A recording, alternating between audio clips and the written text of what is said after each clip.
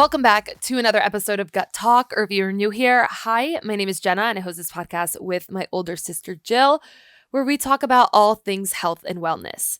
Today on the show, we are sitting down with one of Austin's most sought-after injectors and aesthetics experts, Adriana Culling. If you're curious about looking snatched, sculpted, and naturally youthful without overdoing it, this is your episode. We kick things off with Adriana's own transformation story and how she found her way into the world of aesthetics. She shares the evolution behind the Maeva Method, her signature approach that's redefining natural, balanced results, and how it stands apart from what most people experience in traditional aesthetics clinics. From there, we dive into the big questions everyone has but rarely gets honest answers about, such as Botox versus filler, what's the real difference, who's actually a good candidate and who should not be getting treated with Botox and filler, does filler really migrate or is that just a myth, what facial balancing is and how it creates that lifted, glowy, youthful look. We even share some of our own experiences along the way. Then we get into facials and skin treatments like microneedling, BBL, anti-aging must, and Adriana's favorite non-invasive tools that actually sculpt the face and support long-term skin health. And of course, we have to de-influence a little. Adriana breaks down the treatments she wishes people would stop getting, the trends she thinks just are kind of meh, if you will, who isn't a good candidate for injectables, and whether people are starting way too young. It's honest, educational, and an empowering episode, and will leave you knowing exactly what to prioritize and what to skip when it comes to your face. We are so excited to bring you this episode. Please, without further ado, welcome Adriana on Gut Talk. Thank you for coming on. Yeah, thanks for having me. I found you on TikTok. Yeah. And I just loved how brutally honest you were with your content. Yeah. But also too, it's important to note. So Jenna and I started off obviously talking about gut health, right? Yeah. And we started in this super health world where everyone is super clean, non-toxic. I'm sure you're getting triggered as No, we not at all. No, But, not at all. it was this place where it was the crunchiness got a little too crunchy for us. And we still have a lot of friends in the wellness space and consider ourselves wellness influencers as well. Mm-hmm. But enough is enough. It's a little too much. And we kind of have opened up the content and the people we talk to people that are outside of the experts talking about the microbiome and gut bacteria, because it's more fun for us. We want to have conversations around things that are interesting to us. I'm just turned 30, or not. That's actually so not true. I'm about to turn 31. I just turned 30. Jenna is 28. And so we now enter the period of our lives where us and all of our friends are trying to figure out how to look young for as long as possible, right? Mm-hmm. Yeah. So enter your content. So you own your own, is it what do you call the studio? I guess an aesthetics aesthetic, practice. okay. I just hate the med spa work. God. Just Why? Why do you Yeah, hate med why? spa? I don't know. I feel there's a connotation with med spas. I don't know. It just sounds I don't know. A lot of them are not great. Rip you off or and just kind of Okay, so we're gonna call it an aesthetic Clinic or practice, Okay, practice. yeah. I like practice. Yeah. Okay, an Yeah. aesthetic practice. We've built that perfect, and it's Maeva, right? Yes. Okay. Yeah. I love that name. How'd you create it? My daughter's name is Maeve. Oh, And I guess I'm cute. not that creative because then Okay. I just changed the last letter. But I liked how it looked. I'm a Yeah. visual person, Sure. honestly. So I liked the way that Oh, because the it kind of letters the are logo looked. yeah. So that was And how long ago did you start your own practice? I started off on my own, just by myself in this tiny little office because Okay. I didn't want to I don't know, commit fully. I wasn't sure if it was what I was gonna want to do. So What were you doing simultaneously? Well, I worked at a med spa. Okay. Maybe that's why I don't like that word, because Trigger it was interesting. For honestly, well, I don't really talk about this that much, but for 4 months. That was Okay. the only out there I got, and Yeah. then I was if this is what's going on out here, I'm just gonna start my own thing. Yeah. So yeah, that's And then you started Maeva, and this was always Austin based, right? Yes. Because are you from California? no, Where are you from? New Mexico. Okay. Albuquerque. Wow. But when did you move here? Oh, it's been a while. It's Okay. 2016. Okay. Yeah. I don't know why. I binged your content one day. You were convinced. Literally 90 scrolls deep. I was I'm who is this person? Because I think one thing that is hard for us, and we'll dive into all the details, is the space is very overwhelming. Yes. There's a lot of wrong ways to go about it. And you're botching up your face if you mess up, right? Like it's not something you can hide. Yeah. It seems harder to reverse than it is to like mess up.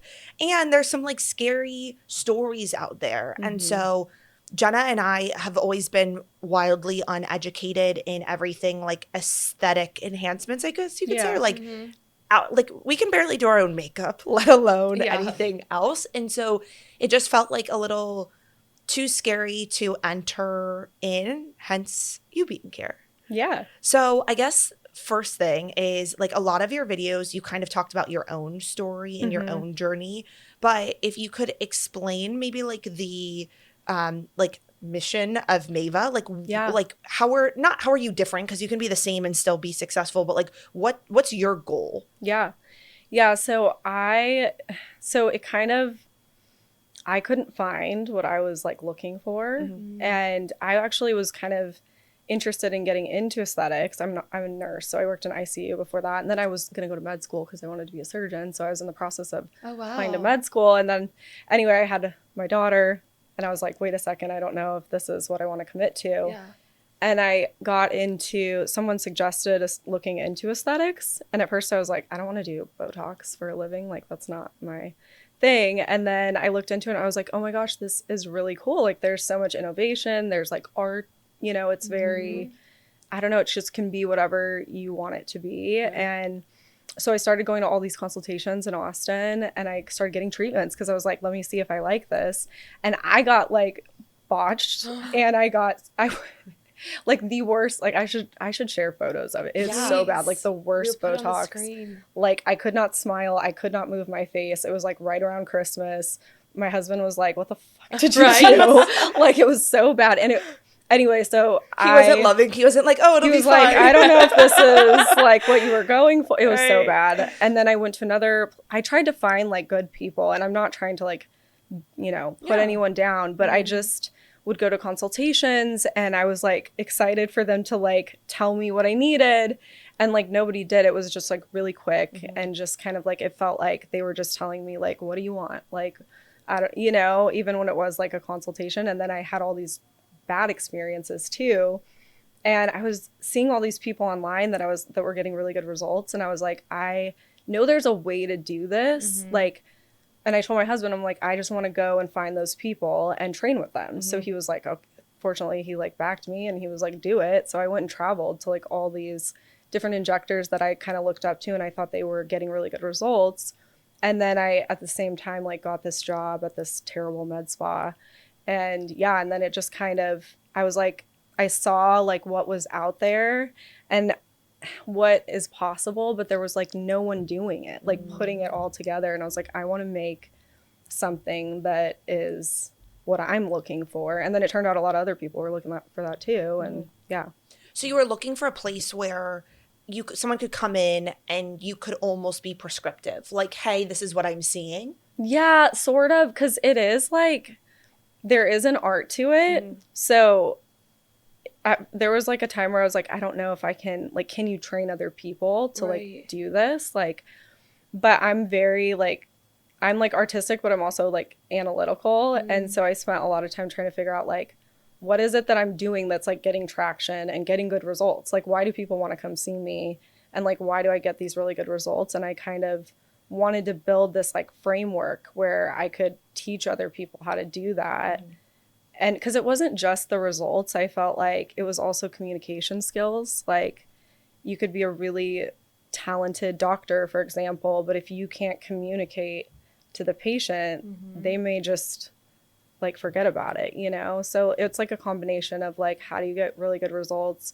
And then also like the whole experience being better, like higher quality. You know? So what does that look like when someone comes in, say Jill and I come in, and you can totally use us as an example if you want. I've never gotten Botox, but I'm super curious because, you know what I always say about being on social media, we were talking about it with our last guest, is you are constantly critiquing every aspect about your face and even like comparing yourself. And it's sad, but we're looking at every single angle. And I'm kind of honestly always looking at what I could tweak or what could be better. So I have a curiosity around it, but I would love to know when someone comes into your office, what is the method? I think it's the Maeva method. Yeah. So cute. What is the method that you use when someone steps in? Yeah, so that is kind of an art too, because right, like some of my clients will come in and they're like, oh, I went to so and so and they just picked apart my face and they were like, oh my God, they gave me these insecurities that I like didn't have before and told me it'd be like $7,000, and I'm looking at them like, you're stunning, like what? But so that's why the communication skills are like so important in the whole thing. So like as the providers, like people, like with the Maven method, you can look at someone and assess their face, and like I can think about like what we could do and like visualize what that outcome would be.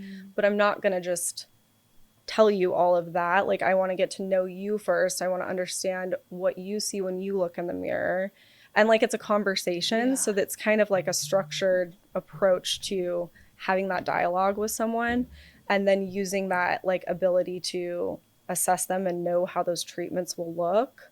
And then based on, you know, and it can develop over time. Like I'm really big on treatment plans. The Maven method is really just like long-term treatment plans. And so there may be things in your mind that you're like, you know, at some point we're going to maybe talk about this, or if it's something very like impactful and it makes sense indirectly with what you're telling us, like, hey, I feel tired, or like I look like I don't know, you know what I mean? Right, of course. Like you can kind of approach that in a way that the client is like, okay, this makes sense, and then create that plan for them. Okay. Do you ever say no? Are you ever like, no, that wouldn't look good on your face, or your face isn't built for that? I try to help the clients to like weigh the cost versus benefit, but it's ultimately up to them. But like, for example, if someone's like, I want to do filler in my nose or change my nose, you know, we can visualize what that outcome is going to look like, and we also know how much it costs. And it's like, okay, trying to explain that to them, like, this is going to be almost so subtle that like, I don't know that you're going to want to do this. But again, it's just like kind of communicating with them. Yeah. Now, if they come in and they already have filler, like lip filler or something, and it's a lot and they want more, that's definitely something that we'll like talk about and say, actually, we should dissolve. Right, right. Speaking of lip filler. Yeah. I feel like we have, is an epidemic the word? Like a lip epidemic, where we've lost sight of what lips are supposed to look like. Yeah. And I have this like like these conflicting opinions. On one hand, I'm like, you need to do what you need to do to feel confident. Yeah. Go girl, get the nose job, get the boob job, put the lip filler in, like whatever you need to be confident. On the flip side, I'm like, the only reason we all want our lips done is because so many people have their lips done that like natural lips now look tiny compared to how blown up some have gotten. I'm not saying you're not even just like in general, especially like LA, right? Places like that, big cities. And it makes me sad because I'm kind of like, I say this to my girlfriend sometimes, is like for what? Yeah. Right? And it's like this weird thing where I almost like fight myself on the issue. But I was wondering just like what you've seen, because I feel like lips are just getting bigger and bigger and bigger. And even like some of my favorite influencers, I see them now and I'm like, whoa, like who, you don't look like you, right? So like, how do you handle that? What's your opinion on lip filler? Even if it's like conflicting to mine, like what's your thought process? I think like, so with like body dysmorphia is like a medical diagnosis, right? And like, I think being able to kind of pick up on when it's kind of going in that direction, because it definitely can, and we definitely see that. And it's not just with lips. It tends to be when people really like hyperfixate on their faces. So if you're someone who is an injector, like hopefully you have training and an understanding of what body dysmorphia looks like so that you can, you know, pick that out and help that person.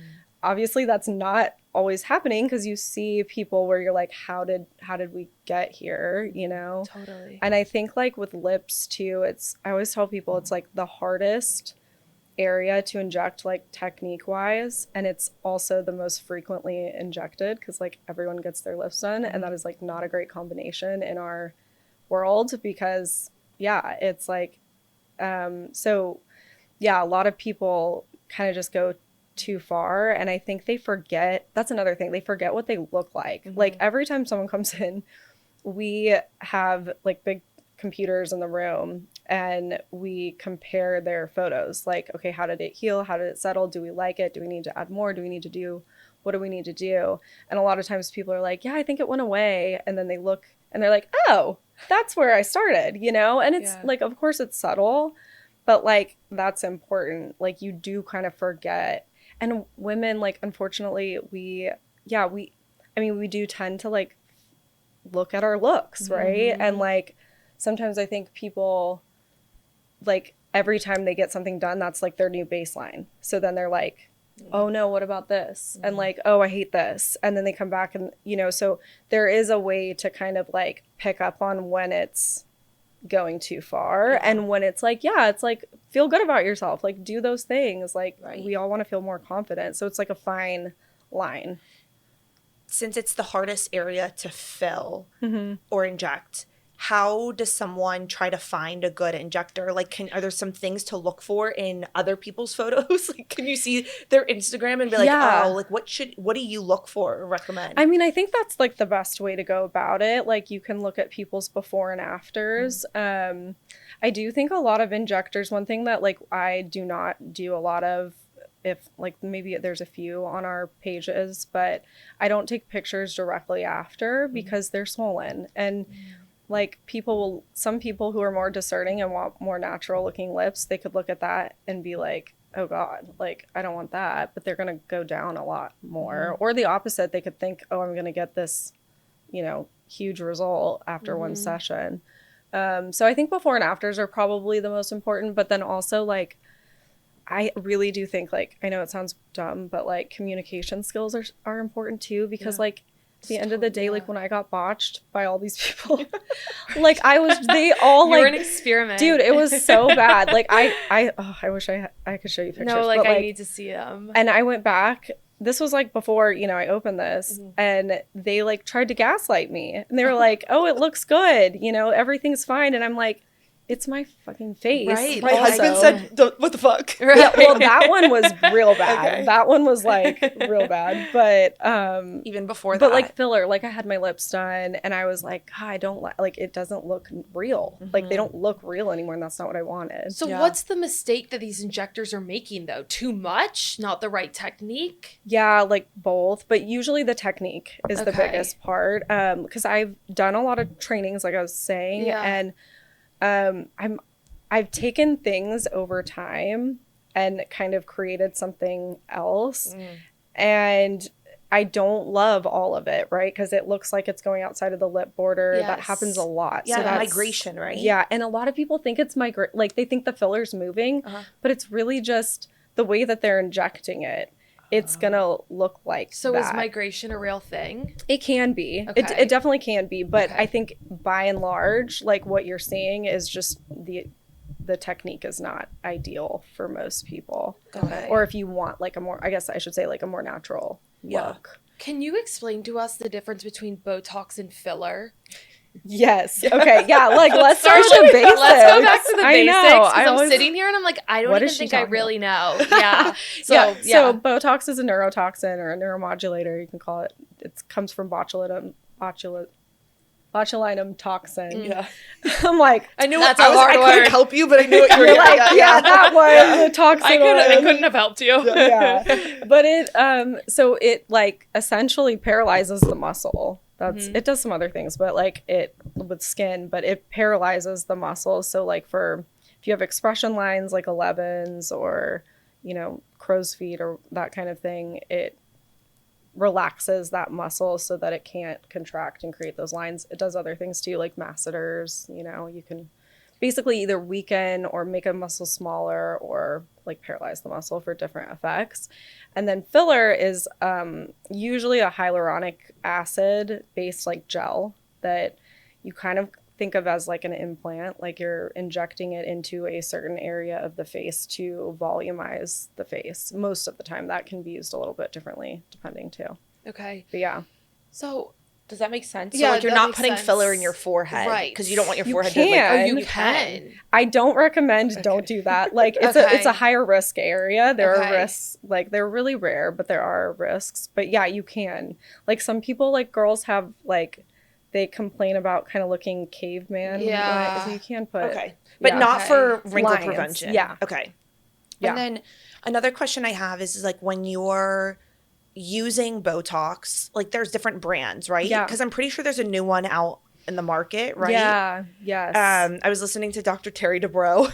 Oh yeah, yeah. He's like an OG. Yeah. And it was funny because I guess him and his wife they're like doing a Yeah. YouTube series where they try all of the health things, like Nice. red light therapy, basically Mhm. saying Yeah. like what works and what doesn't. Yeah, I mean, I kind of respect it because it's like he's going and trying out things that maybe compete for like surgery, which Yeah. is what he does. Yeah. But he was just saying, I think one thing that freaks me out a little bit about Botox, and I've had it a few times in my forehead, is like, I don't want wrinkles, but I hate feeling like my forehead's paralyzed. Yeah. So are there other options other than Botox that, because one thing you said, I think you did a video about PRP Okay. Yeah. your under Yeah. eyes, Mhm. but what my thing is like what actually works. Like Yeah. I'm okay with wrinkles. I just don't want to be 70 years old and be like, damn, like I wish I would have done some Botox in my life. Yeah. So what are the other options that we can use if we don't want to use Botox in our forehead? Yeah. So I always tell people like forehead is hard just because some people have a tendency to really create lines when they, I mean, honestly, that's both of us. It's Yeah. me. Up until I just started a new skincare routine, like Yeah. mine was total dehydration, and I still feel like I have them. So just But that's like that's the key is like taking care of your skin. Okay. Like that. I mean, that's really the only other like option. You can do like people who have like smile lines. That's an expression line, but we can't put Botox. Well, you don't want to. You paralyze your smile. Like you Right. can't do that. So you can actually use filler to like strengthen the skin and soften lines as well. Okay. Not now if you're like, I don't want to do injectables, anything, I think there has to be like you just have to understand that there are going to be some lines. Like you can't just Right. get rid of them, but skin quality is the way you would. Okay. So in the realm of like aesthetic enhancements, improvements, prevention, Yeah. we have Botox, we have filler, but then there's lasers, Mhm. right? There's other treatments you can do. Yeah. Can we call out a few treatments that you think are BS? Do any come to mind? BS. Like, oh my gosh, as in, yeah. like, they're either extremely temporary or they don't have the results that people think that they do. Yes. I think well, Like, is there anything that you see that's hot on the market right now and you're like, oh, that's not worth your money? yes. I mean, I think in general skincare is hard because there's so many products out there and people think you can just, get an ingredient. Like peptides are huge right now. Yeah. And like some of those products may be great, but like just because it has a certain peptide in it, with skincare, like the delivery system, meaning like how that peptide gets into the skin matters. And so it's like there's a ton of products out there that it's like, okay, well, you might have whatever peptide, but is it actually getting to the where you need it to go for it to do something? Because your skin is like made to keep things out. It's like Yeah. a barrier protection. So I think that's probably one of the biggest ones. Okay. But a lot of them are fine. Like Yeah. What's your thought on the PRP? Yeah. I'm like, yeah, under that eye. one. Right. Okay. Oh, wait. Duh. You did I'm a TikTok about it. hello. Because I was looking at that and there was a girl who I follow in New York City who did them, and I know it was a paid ad. Like I think she disclosed that. But I was looking at her and I was like, I really don't notice a difference. Yeah.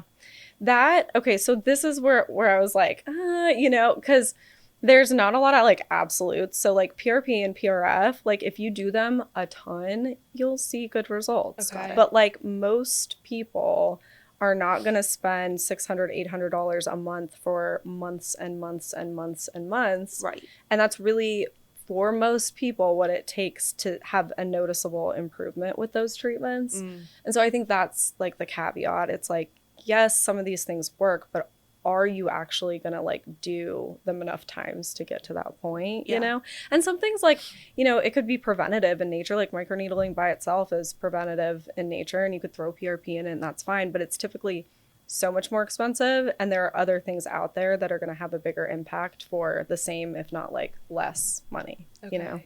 So that brings me to my next question. I feel like I'm grilling you, but I'm just really so curious. We're like, we want to have a candid conversation. We're just like literally, we were on the way like here, and we're like, we just have so many questions. Yeah. And I think the thing too is that like it's nerve-wracking to go to any sort of practice and ask questions, because at the end of the day, like, one, you wouldn't be doing it if you didn't believe in it, right? So for me to be like, do you think I should get this? It's like, to a certain extent, yes, like this is your career, right? Rightfully so. That's like someone going to Jenna and being like, do you think I should like improve my gut? Like Jenna's not going to be like, no, like that's what she does. So with that being said, it's like nerve-wracking because it's so much gray area, and you don't know what questions to ask. You don't know how to like communicate even what I want, right?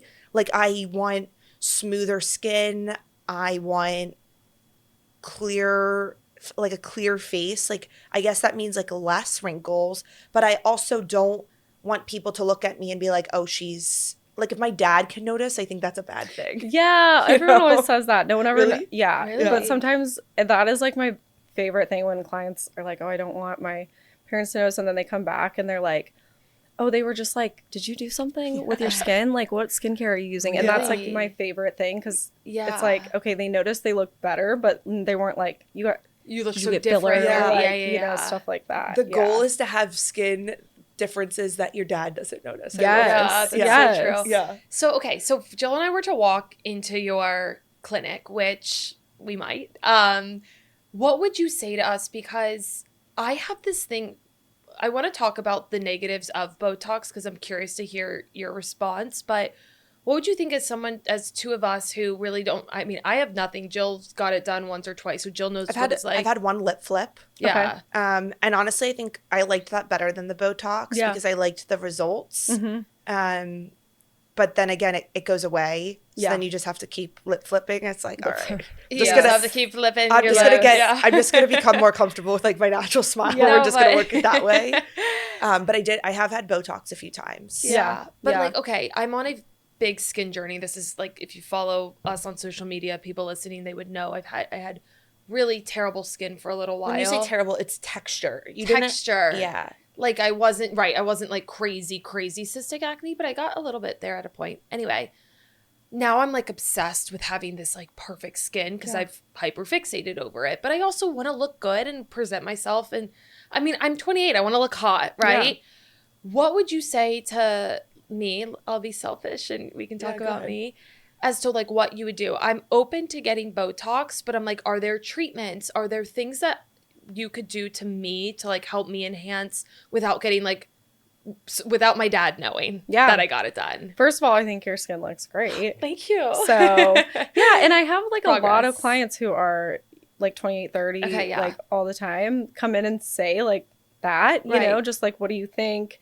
And I'm always like, you're stunning. Why are you here? That's sweet. But like, there are so many things besides Botox. I honestly wouldn't put Botox as like, I think it's just common. Like everyone thinks, oh, let's do baby Botox, I guess, like preventative, whatever. Okay. No, I would say like doing something like broadband light, photofacials, microneedling. Wait, what's broadband light? Oh, yeah. It's like, you have to remember. I know. I'm like, you know, BBL, not that BBL. BBL. That's what I've heard of a BBL. And not your butt. Like everyone's thing. always, but not your butt BBL. You're not your butt BBL. Broadband light. I do those too. Right.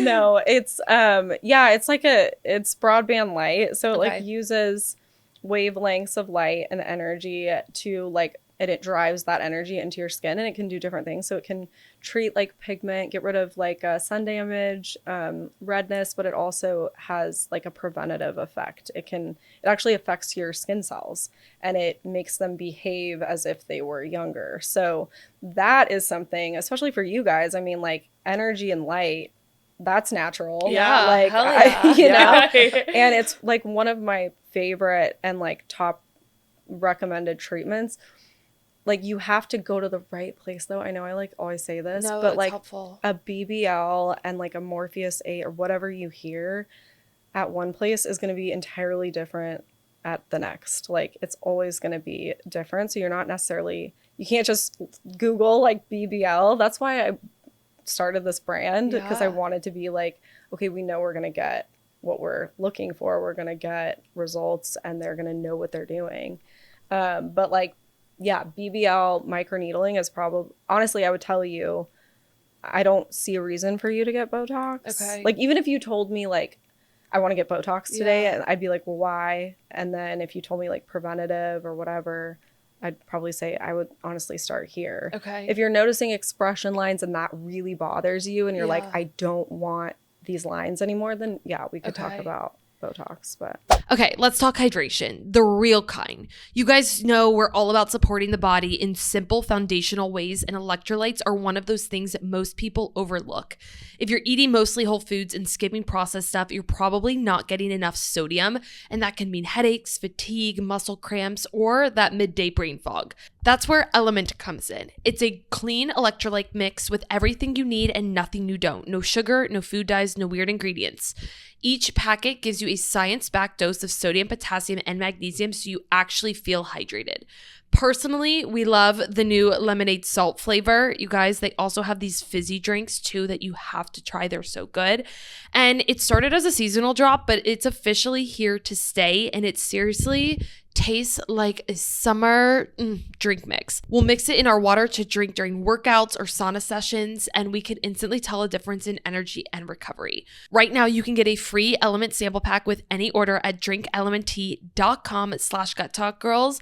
And the best part, it's totally risk-free. If you don't love it, share it with a salty friend, or they'll refund you, no questions asked. That's drinkelementtea.com/guttalkgirls, and of course, it is in the show notes. What about for facial balancing? Because I like my right side, like thank God I'm sitting where I'm sitting, is to me is so much better than my left, because like I feel like my right jawline is, guys, I hope this doesn't sound like I'm crazy, but I feel like we all kind of know this about ourselves. No, everyone has a side. Yeah. But my left is like not the same. I don't know if it's like how I sleep, if it's my lymph, it's whatever, but I'm like, is there things that you can do to kind of like lift that? Like, what would you say to me for that? I feel like I'm asymmetrical. I can't completely tell, but yes, like I have clients who, one of the things a lot of the times is, I mean, not all of it we can, you know, sometimes people's jaws are literally like structurally, that's hard news to break. Yeah. Sorry. I mean, honestly could be me. Like you can do some filler, like even in that case. Yeah, it's really. Like, okay. But your masseter muscles, like you know, your like your brows, you know how that's like what they're like, sisters not twins. It's the same like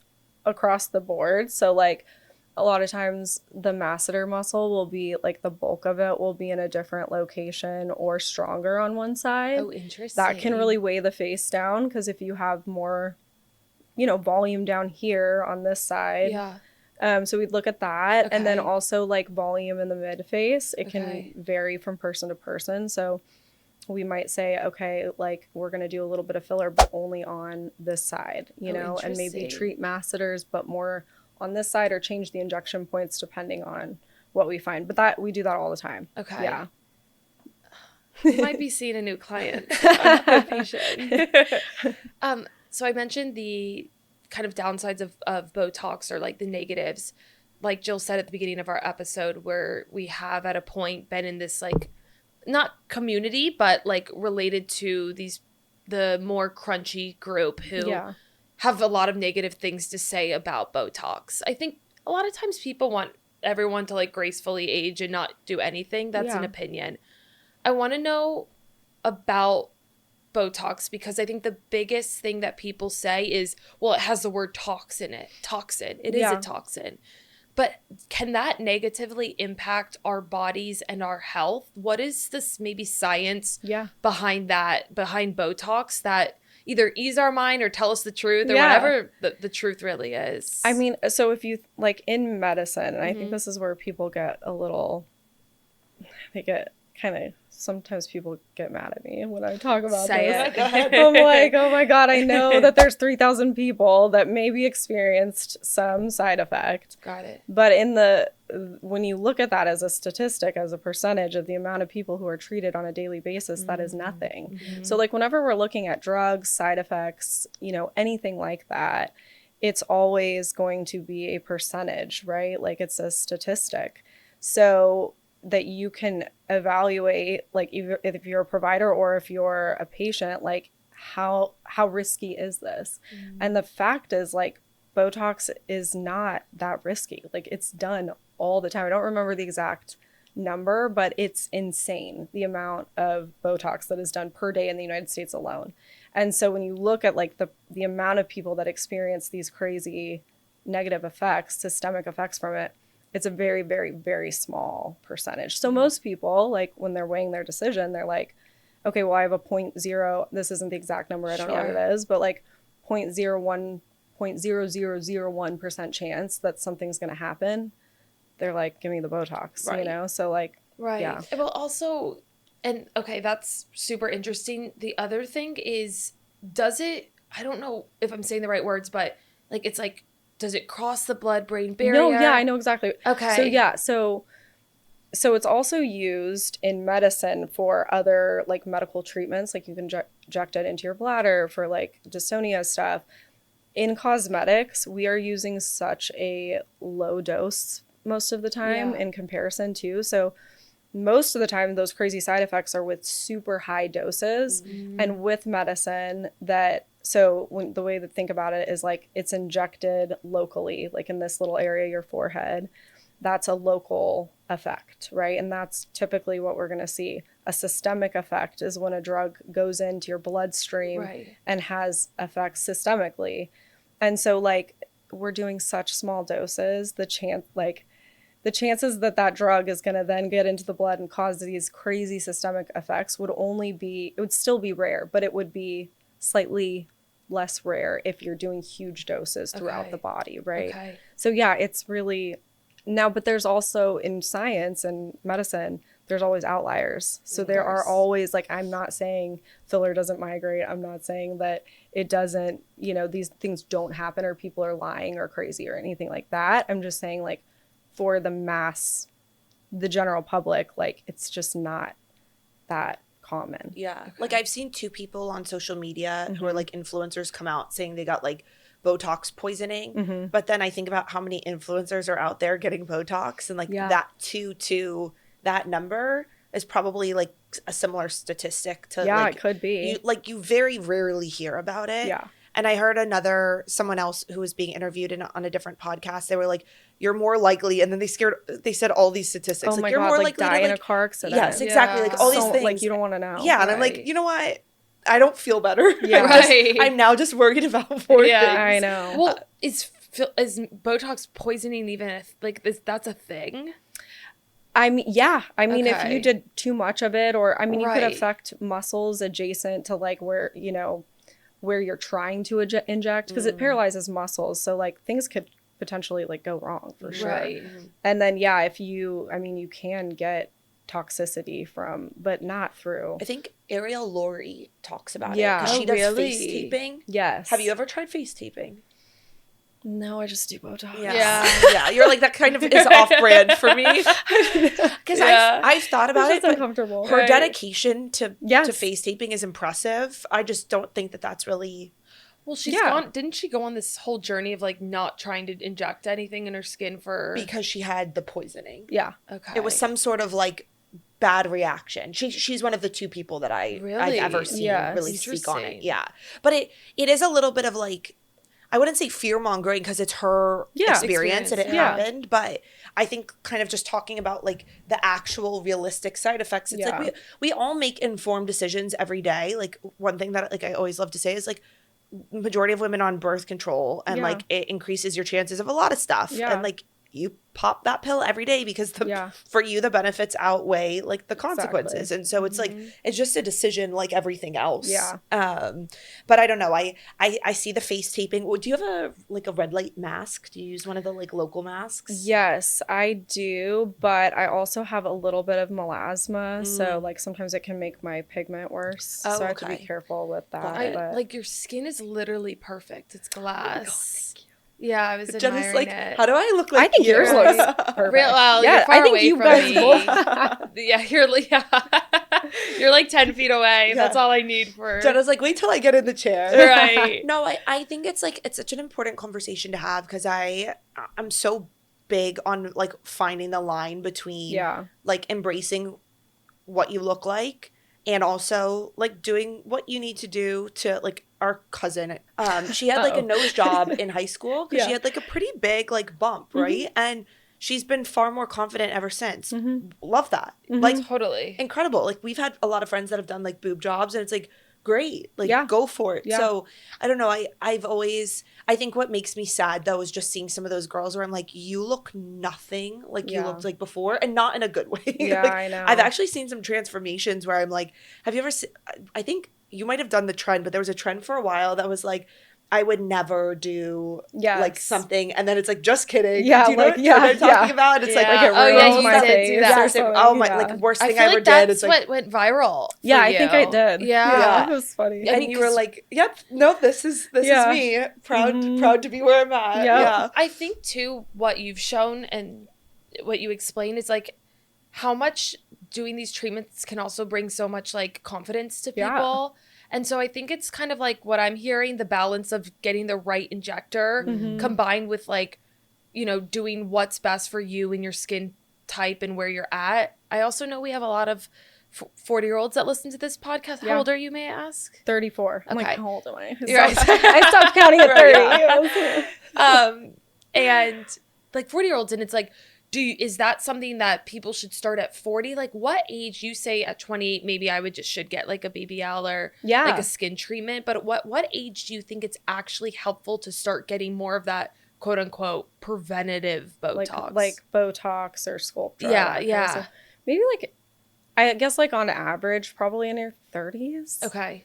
Like it depends though. Like if you have someone who like, I don't know, just has really etched in lines and they're 25, that may really hurt their self-esteem, then you could do it earlier, you know. But I'll have people come in that are 32 and they have like immaculate skin and they're like, I guess I should do Botox, and I'm like, no, you shouldn't. Wow. Like it really, that's why I really wanted to like create something that I could teach people how to guide, because it's so overwhelming and it's also really expensive and it's your face and like the you know you really, because everyone's it's so different. It's very expensive. And two, it goes back to what I was saying about it being such a social media thing these days, where every girl feels like they need to fix something about themselves. Everyone's got a filter. Exactly. Well, exactly. I mean, you have a daughter, right? Do you think about like, oh my gosh, yes, like I have this like dimple in my cheek when I smile.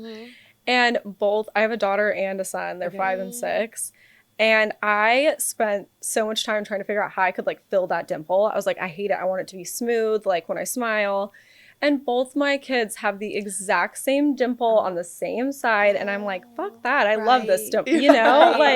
Like, so it is just, it's a balance. But I do think like social media, you see everyone with like zero shadow fold. Like it's insane.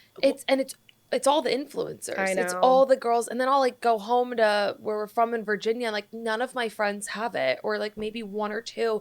And I'm like, I realize the majority of people aren't like always trying to fix. It's typically the people who are like front facing on the camera and whatnot. And like you said, can be such an amazing confidence booster for the people that are insecure about specific things. But again, I do think some people overdo it. Or we all just feel the pressure because we do see the filters. And we do see the perfect lighting. And, you know, I'm like, I get on camera and I'm like, no way in hell am I showing my face looking like this if I don't have the right makeup on or the right lighting, right? Because you just don't. I went to a burn Burn boot camp. Why did I think you were going to say Burning Man? Oh, no. Really? That's not on brand. That would be really off brand for me. But going to a workout class when I'm home at like 6 a.m. is very on brand for me. Yeah. I went with my friend, and it was like a humbling moment for me. It's in Leesburg, Virginia. So you can imagine, like, it's not in the middle of nowhere, but it's like an hour and a half outside of DC. Okay. I showed up in a matching set. I had light makeup on. It's like 6 a.m. Yeah. Definitely had mascara on. And I get in there. And also it was like a sports bra matching set. Not one person had matching clothes on. No one had an ounce of makeup. I'd like taken some time to slick back my hair. Like everyone else rolled out of bed for the 6 a.m. class. And I was like, Jillian, what are you doing? Yeah. Like, but even like on that, like how you were talking about, like you, like it's this balance. Yes. Like I go to 6 a.m. like solid core classes, and I usually don't put makeup on, but I put on matching sets and it motivates me. I like to look in the mirror and be like, I look hot. Like I like, you know, so I think it's a balance. It is. Yeah. It is. And it's like, you're never going to win. Like in that moment, like I walked in, like I'm ready. And then I saw everyone else and I was like, I just woke up 15 minutes earlier to like be the only one that did that. But I think it's also the difference between living in a bigger city and being in the burbs. Yeah. Like some people every time I leave Austin, I like went to Vegas recently and I was like, not like I'm not judging. No. But I just noticed no one seemed to care. Right. Yeah. Like in the airport and stuff, I just noticed. I was like, interesting. And then we came back to Austin. Like immediately, I was like, oh my God, there's cute people everywhere. Yes. Like, I don't know, you forget. Like Austin is just this like bubble of like, put together. Yeah. And like half of you guys have to be like natural. Because well, we were cracking up. I saw a TikTok a few months ago and I lost it to Jenna. I was raging around the house. I'm like, she has hair extensions. She does Botox. She does filler. She gets her nails done. She gets her eyelashes down. She microblades her eyebrows. She has a new set every time I see her. And I'm like, how is she not in debt? Like, seriously, how is she not in debt? And that's not like a financial judgment. It was like, I couldn't keep up if I wanted to. Like, you have to make. How does she have time to do anything else? Literally. Right. Yeah. It's She's like at so an appointment. Yeah. She has no job because she's always at like an upkeep appointment. And anyway, I was just saying to Jenna, I was like, sometimes like I want to always look put together. Like I think I will be the mom that wears a matching set and like drives my kids like put together because like that makes me feel good. Yeah.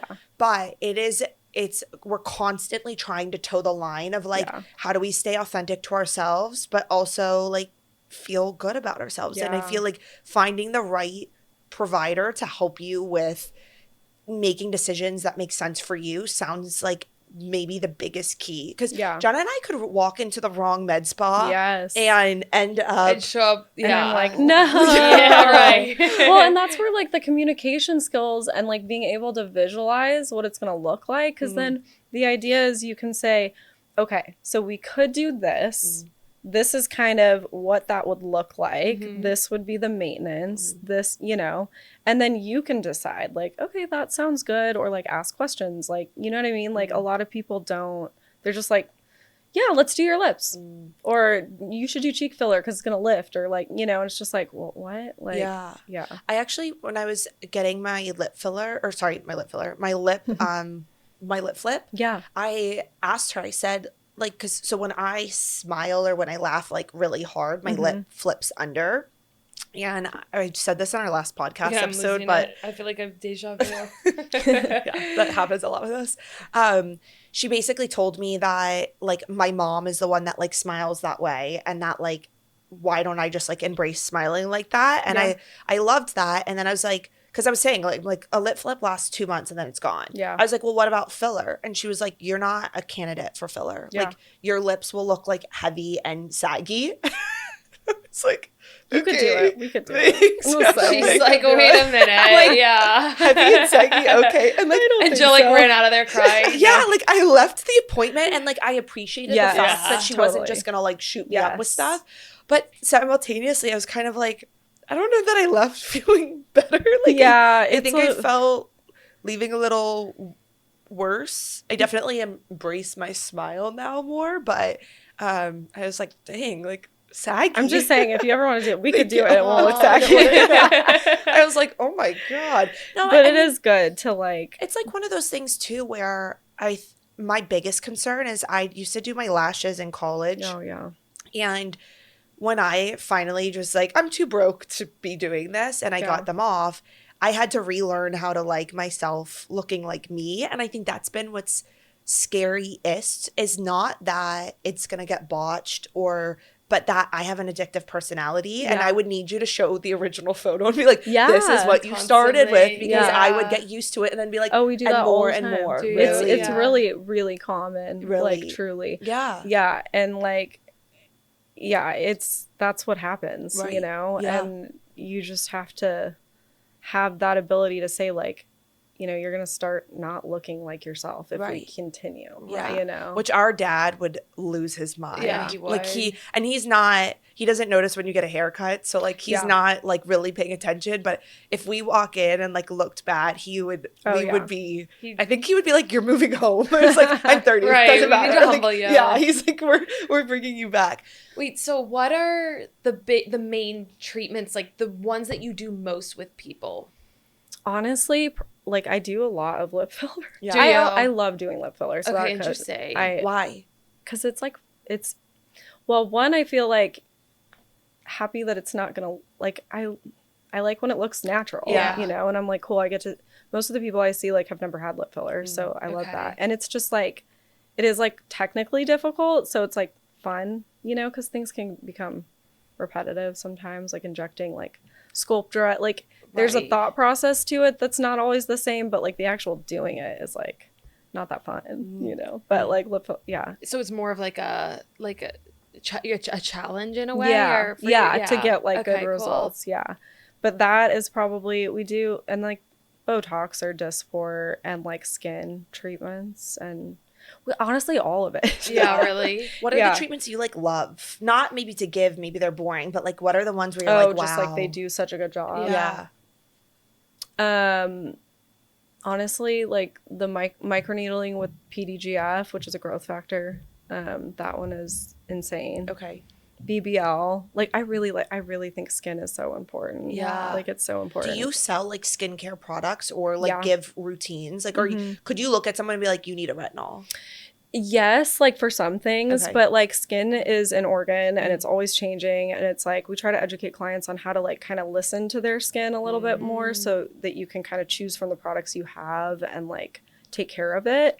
So yes, like there's some things like antioxidants, like a vitamin C or something like that, retinol, but some people also don't need retinol, you know, like I think it's very like individualized, but we have products that work for most people and that are really good. And yeah. What's the difference between microneedling and the BBL? Microneedling is like a little, like a bunch of like 32 little needles that kind of get stamped into the skin. So it's creating these micro injuries, and then you're applying that growth factor on top, and that then gets directly into the dermis or like the deeper part of your skin and just creates new tissue. I think it's awesome. BBL is like not creating little injuries. You're putting light, like energy into the skin, and you're either getting rid of like sun damage or little vessels like redness, or you're like bulk heating like a little bit to create injury and then produce collagen and stuff like that. I love that you asked that, because in my head I'm like, they're not like so what the similar. hell is she talking about? No, I'm seeing different ones. I'm like one's like literally a needle and one's a laser. Yeah, I would be like, I'd go and get easier way to say it. Yeah. So you think someone like myself should start with a BBL over microneedling? You could do microneedling, really, or BBL. Okay. Yeah, like they kind of do. Like what we would do, like if you came to Maeva, we have this thing called a Visia, and we could like take a bunch of pictures of your face, and look at like how much UV damage you have that we can't see I can't see with my eyes. Yeah, of course. And then we can see like the like the bacteria on your skin, just all the things that I can't see by looking at you. And that helps dictate like what we're going to recommend. Okay. Yeah. Because my dream is to be able to go out into the world without putting on any makeup. Yeah. And I don't, because I have I pick up my skin. That's like my guilty pleasure. Is that a weird word? Yeah. Maybe like a weakness. Yeah, it's a you're working weakness on. of mine. And so I have a lot of redness underneath it, and like redness. And my dream is to literally walk around without any makeup on. And so I need something to fix that. Yeah, I would say if it's texture and redness, probably the microneedling with the PDGF. Okay. But we might switch off depending Okay. on like how your skin, like after one treatment, we reassess and then kind of, because they both can target redness. Okay. But like, it's like, what are the top 2-ish concerns? If there's texture too, definitely microneedling. If it's more just redness and pigment, then we would say, okay, let's do BBL. Okay. I don't feel like I have texture. Yeah, it doesn't though. look like it. And yeah, okay. Maybe I'll do BBL then. What are like the things you're doing? Not as far as just aesthetic, like in your practice, but like what are the keys that you're doing to like stay looking like youthful or healthy or whatever it may be? So solid core. But I was like Botox. No, yeah, but like No, give it. like Yeah. all the things. Like what's your routine? Yeah, I like solid core and sometimes berries to switch it up, and then I always like want to kill myself after that because it's so and everyone so in the intense. class that's like Scares doing me. better. But I'm like a competitive person, so I really have to do the classes because Yeah. it just like forces me to like go until I will like die. Yeah. But yeah, I try to exercise. Like I do either berries or solid core or something. Walk like 4 to 5 times a week.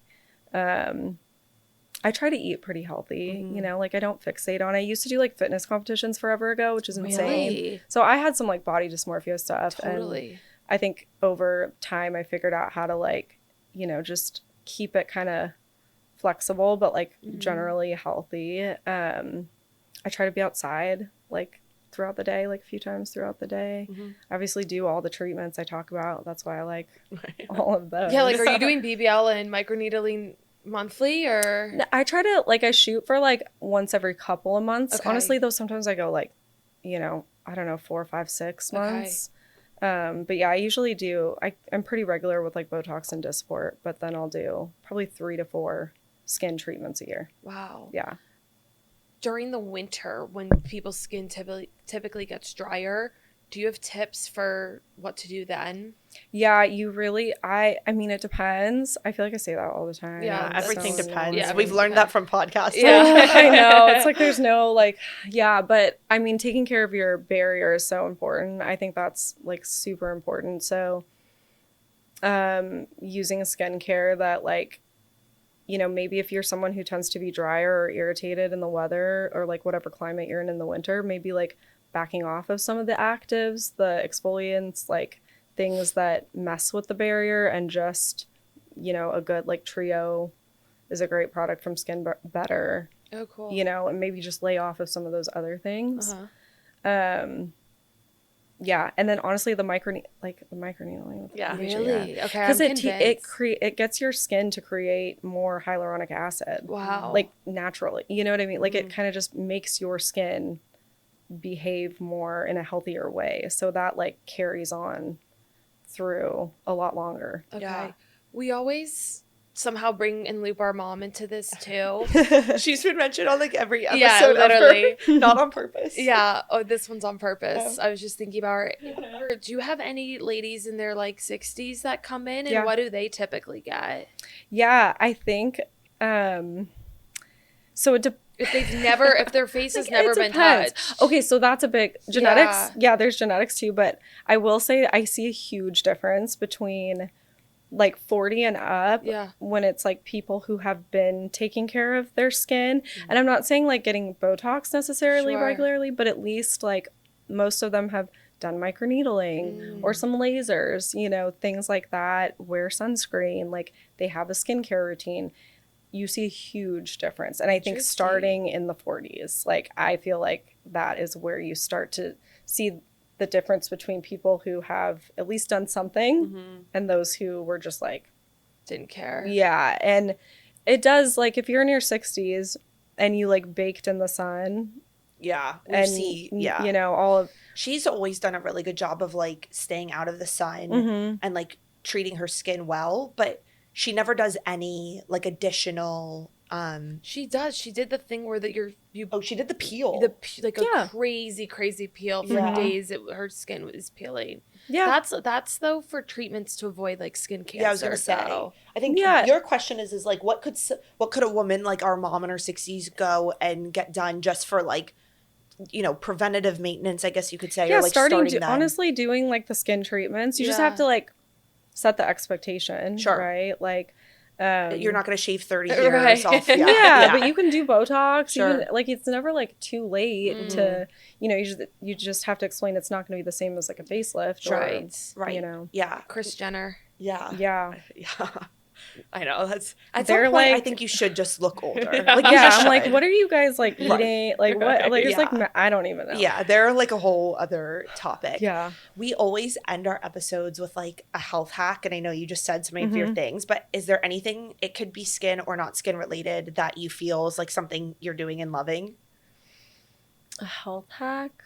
Like, is there any supplement you love, or like I need any to tool? get into supplements. Okay. I really want to, like, I have like a drive to start looking at more of these peptides and things, because I'm like, it is so, the like regenerative medicine is just like really taking off, and the biohacking stuff. Yeah. My friend is actually like was down in the dumps with mold and a couple other things in Lyme, like really taking it out of her, and she started doing peptides and her life has actually completely changed. That's awesome. Yeah, like obviously she's an extreme case, but I've been shocked by what has happened with her transformation using peptides. I've had some clients too that come in and they're like, I mean, I'm so like laser focused, I have so much going on, so it's hard for me to like devote time to learn about a whole new, of course, but I'm like, I'm going to, because it's like, I feel like that if I knew more about it might be my hack. Yeah. Okay. So, Well, even like having 2 kids, like where you're